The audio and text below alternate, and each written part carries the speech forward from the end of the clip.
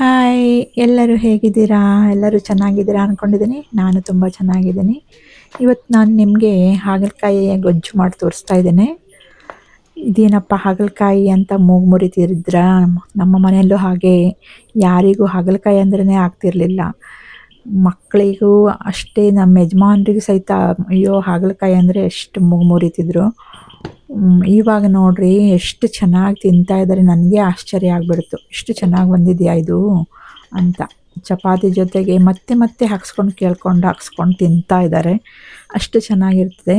ನೀವು ಒಂದ್ಸಲ ಮಾಡ್ಕೊಂಡು ತಿನ್ನಿ. ಒಂದ್ಸಲ ಏನು ಮತ್ತೆ ಮತ್ತೆ ಮಾಡ್ಕೊಂಡು ತಿಂತೀರಾ. ಈಗ ಹೇಗೆ ಮಾಡೋಣ ಅಂತ ನಾನು ತೋರಿಸ್ಕೊಡ್ತೀನಿ. ನಾನು ಇವತ್ತು ಈ ರೀತಿ ಕಟ್ ಮಾಡಿದ್ದೇನೆ. ರೌಂಡಾಗಿ ಕಟ್ ಮಾಡ್ಕೊಂಡ್ಬಿಟ್ಟು ಒಳಗಡೆ ಇರೋ ಬೀಜ ಎಲ್ಲ ತಕ್ಕೊಂಡ್ಬಿಟ್ಟು ಅದನ್ನು ರೌಂಡಾಗಿ ಹೆಚ್ಕೊಳ್ತಾ ಇದ್ದೇನೆ.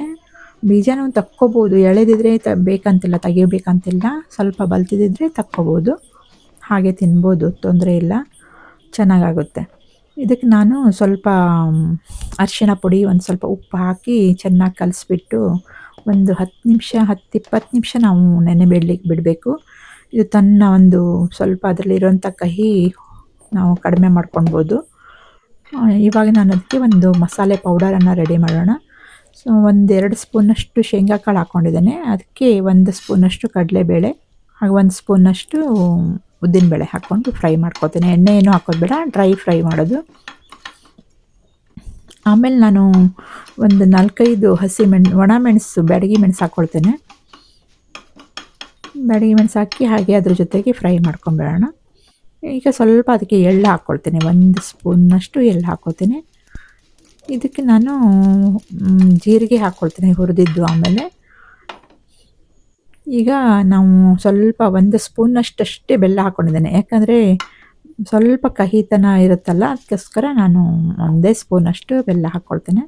ತುಂಬ ಏನು ಬೇಕಂತಿಲ್ಲ, ಕಹಿನೇ ಆಗೋದಿಲ್ಲ ಅದು, ಅದಕ್ಕೋಸ್ಕರ. ಇವಾಗ ನಾನು ಪೌಡರ್ ಮಾಡಲಿಕ್ಕೆ ಅದು ತಣ್ಣಗಾಗಲಿ, ಆಮೇಲೆ ಪೌಡ್ರ್ ಮಾಡ್ಕೊಳ್ಳೋಣ.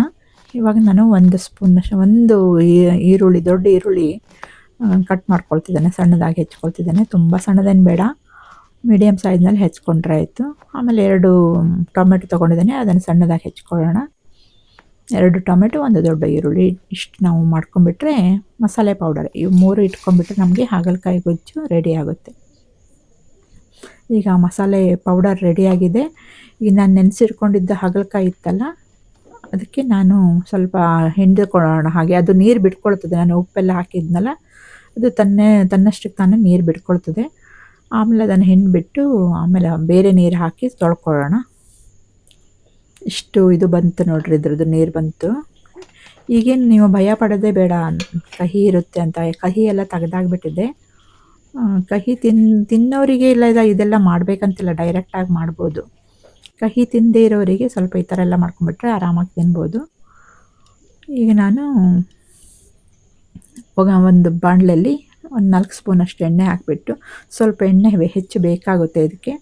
ಇವಾಗ ನಾನು ಜೀರಿಗೆ ಹಾಕಿದ್ದೇನೆ, ಆಮೇಲೆ ಕರಿಬೇವು ಸೊಪ್ಪು, ಆಮೇಲೆ ಉದ್ದಿನಬೇಳೆ, ಕಡಲೆಬೇಳೆ 1 ಸ್ಪೂನ್ ಹಾಕೊಳ್ಳೋಣ. ಫ್ರೈ ಮಾಡೋಣ ಎಣ್ಣೆಯಲ್ಲಿ, ಚೆನ್ನಾಗಿ ಅದು ಫ್ರೈ ಆಗಬೇಕು. ಉದ್ದಿನಬೇಳೆ, ಕಡಲೆಬೇಳೆ ನಾನು ಮಸಾಲೆ ಪೌಡರೆಲ್ಲ ಹಾಕ್ಕೊಂಡಿದ್ದೆನಲ್ಲ, ಮತ್ತು ಯಾಕೆ ಇಲ್ಲೇ ಅಂದ್ಕೋಬೋದು. ಆದರೆ ಸ್ವಲ್ಪ ತಿನ್ನುವಾಗೆಲ್ಲ ಬಾಯಲ್ಲಿ ಕಟುಮ್ ಅಂತ ಸಿಗುತ್ತೆ, ಚೆನ್ನಾಗಿರುತ್ತೆ.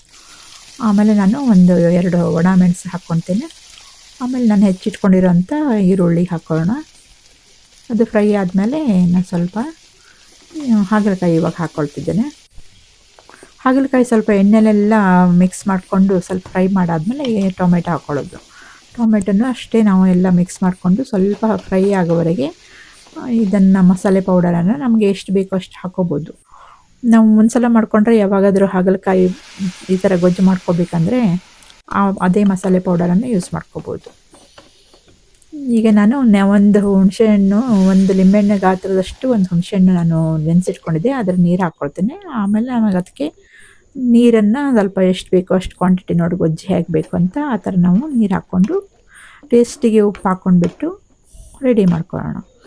ನಿಮಗೆ ಈ ಹಾಗಲಕಾಯಿ ಗೊಜ್ಜು ಆಮೇಲೆ ಮತ್ತೆ ಮತ್ತೆ ತಿನ್ನಬೇಕು ಅನ್ನಿಸ್ತದೆ, ಅಷ್ಟು ರುಚಿಯಾಗಿರುತ್ತೆ. ನಮ್ಮ ಮನೇಲಂತೂ ಎಲ್ಲರೂ ಇಷ್ಟಪಟ್ಟರು.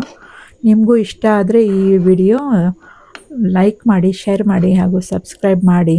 ನೀವು ಮಾಡಿ ತಿಂದು ನೋಡಿ, ಮನೆಯವರಿಗೆಲ್ಲ ಹಂಚ್ರಿ, ಮಾಡಿ. ಅವರು ಆರೋಗ್ಯವಾಗಿರಲಿ. Thank you for watching. Bye.